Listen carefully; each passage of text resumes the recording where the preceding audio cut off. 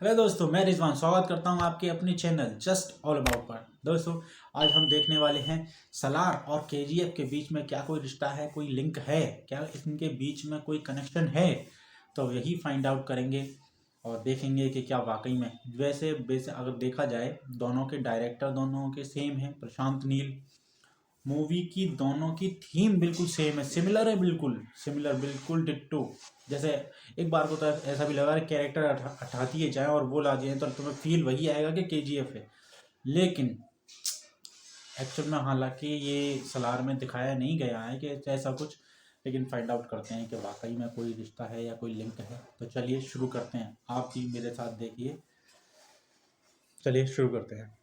तुम्हें पता है सलार केजीएफ से कनेक्टेड है, क्योंकि देखो जब हमने वर्दा या उसके कबीले के कुछ लोग देखे थे तो उनके नाक में एक नथुनी थी, जो कि सेम नथुनी हमने केजीएफ चैप्टर 2 के अंदर कुछ लोगों के नाक में देखी थी। अब यहाँ से दो तीन चीजें निकल के आती हैं। या तो खानसार और केजीएफ जो जगह है वो एक दूसरे से कनेक्टेड है, मतलब केजीएफ के लोग खानसार वालों को जानते हैं और दोनों मिलकर बाकी सब पे राज कर रहे हैं। जब केजीएफ वालों को एक आर्मी की जरूरत पड़ती है तो शायद खानसार से कुछ लोगों को बुला लेते हैं, जिनमें से कुछ लोग यही होते हैं नथुनी वाले, जिनके नाक में एक नोज रिंग होती है। वैसे अगर तुम्हें याद हो तो सलार मूवी के अंदर जो मन्नार ट्राइब वाले लोग थे वही सिर्फ नथुनी पहनते थे, बाकी की जो दो ट्राइब थी उनमें से कोई भी लोग नथुनी नहीं पहनते थे। मतलब केजीएफ के अंदर जो हमें कुछ गुंडे लोग दिखाए हैं उनमें से कुछ लोग शायद मन्नार ट्राइब के हो सकते हैं और बाकी के कुछ लोग शायद दूसरी ट्राइब से हो सकते हैं। बाकी दूसरा प्रोस्पेक्टिव ये हो सकता है कि सलार मूवी के अंदर जो नथुनी दिखाई है वो एक तरीके से दिखाई गई है, लेकिन जो केजीएफ के अंदर दिखाई गई है वो सिर्फ एक थीम की तरह दिखा दी हो, मतलब कोई मतलब ना हो, कनेक्शन ना हो। अगर ऐसा था तो जो अधीरा के पास जितने भी सारे आर्मी थी, मतलब जितने भी गुंडे थे, उन सबके नाक में नथुनी होनी चाहिए थी थीम के अकॉर्डिंग। लेकिन अगर तुम गौर दोगे तो ये सिर्फ कुछ लोगों के, मतलब गिने चुने लोगों के पास ही मिलेगी। तो शायद जो चीज मैं कह रहा हूँ कि खानसार से कुछ लोग मदद के लिए बुलाए जाते होंगे, वो चीज सच हो सकती है। ये छोटी सी डिटेलिंग थी जो कि मैंने कैच करी दोनों मूवीज के अंदर। ऐसे ही मेरे पास 7 और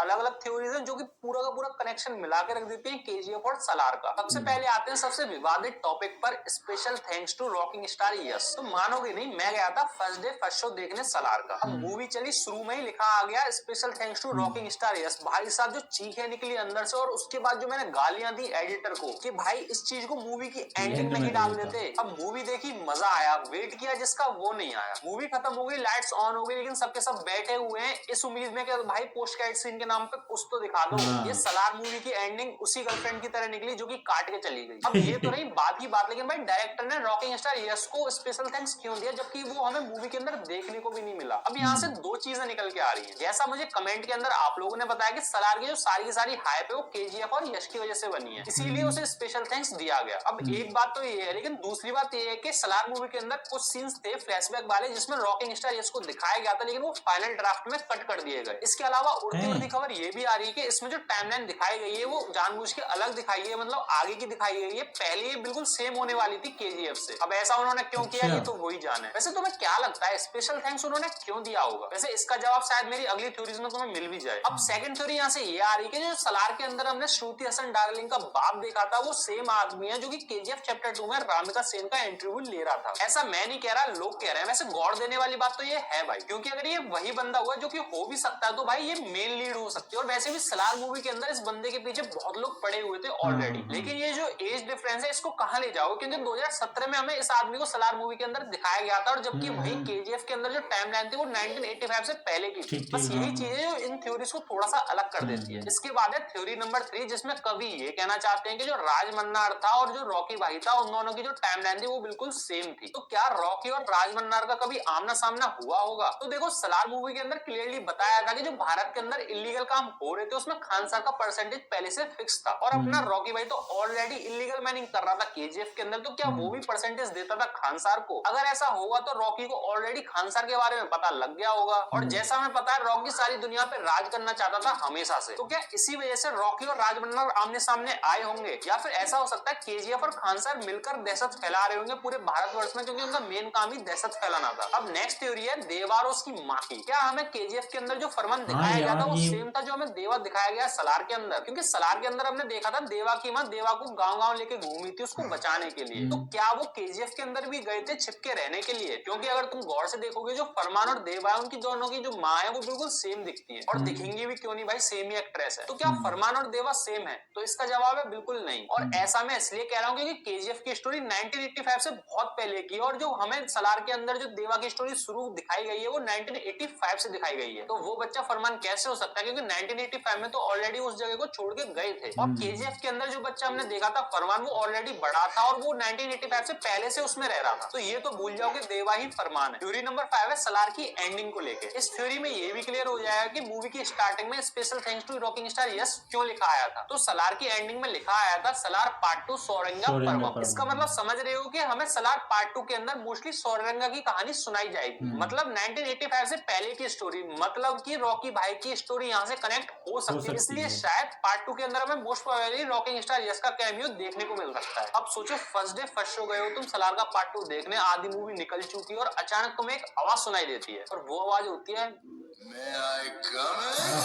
भाई साहब हल्ला ही मच जाएगा। मतलब जो चीखें सुनाई देंगी ना, मजा ही आ जाएगा भाई। सच बता रहा हूँ, खत्म है सारे रिकॉर्ड, सारे कैमियो सब खत्म है। अब सलार पार्ट 1 के अंदर हमें सारी की सारी जो टाइमलाइन है वो 1985 से आगे की दिखाई है, लेकिन भाई जो केजीएफ की टाइमलाइन है वो 1985 से पहले की है। अब मेरी गट फीलिंग ये आ रही है जो सलार का पार्ट 2 होगा वो सारी की सारी स्टोरी 1985 से पहले की लेके चलेगा, जो कि शायद कनेक्ट हो सकती है केजीएफ से जाके। और वैसे भी सलार एक पूरी मूवी है जिसको 2 पार्ट में कट किया गया है, जिसके पार्ट 2 में रॉकी भाई हो सकता है। इसी वजह से शायद इसमें हमें स्पेशल थैंक्स देखने को मिला था रॉकिंग स्टार जिसके लिए। अब थ्योरी नंबर 6 भी रॉकी भाई को लेके है। अब सलार के मेकर्स क्लियरली कह रहे हैं कि केजीएफ से उनका कोई भी कनेक्शन नहीं है। तो भाई फिर मेरे को ये बताओ कि रॉकी को हर प्रमोशन में क्यों लेके आ रहे हो, हर ट्रेलर और टीजर में क्यों लिख रहे हो कि from the makers of KGF. और जो टीजर आया था स्टार्टिंग का जो सीन था वो तो मूवी के अंदर बिल्कुल था ही नहीं। मतलब वही डायनासोर वाला इंट्रो, जो कि ये प्रूफ करते हैं कि सलार के अंदर से कई सारे सीन कट किए गए हैं जो कि शायद कनेक्ट हो सकते थे केजीएफ को लेके, या फिर हो सकता है ये बस एक हाइप बनाने की स्ट्रेटेजी हो। इसके बाद है थ्योरी नंबर 7 मोस्ट इंपोर्टेंट, जो कि सलार को जोड़ भी सकती है केजीएफ से और तोड़ भी सकती है केजीएफ से। केजीएफ में जो गरुड़ा बना है वही सेम एक्टर रुद्रा बना है सलार मूवी के अंदर, जो कि पूरा ब्रेक कर देता है केजीएफ और सलार का कनेक्शन। लेकिन बहुत लोग कह रहे हैं कि वो ट्विन ब्रदर हो सकते हैं, मतलब 2 भाई हो सकते हैं अलग अलग सेम शकल के। पर ऐसा कैसे हो सकता है? गरुड़ा 1985 से पहले की टाइमलाइन में वेरी करता है, और ये वाला जो बच्चा है ये वही बच्चा है जो कि रुद्रा है, जो कि 1985 में दिखाया गया है। तो ये तो क्लियर है कि ये ट्विन ब्रदर्स तो हो ही नहीं सकते। लेकिन जो सलार के अंदर रुद्रा का बाप दिखाया गया है उसकी 2 बीवी थी, तो क्या पता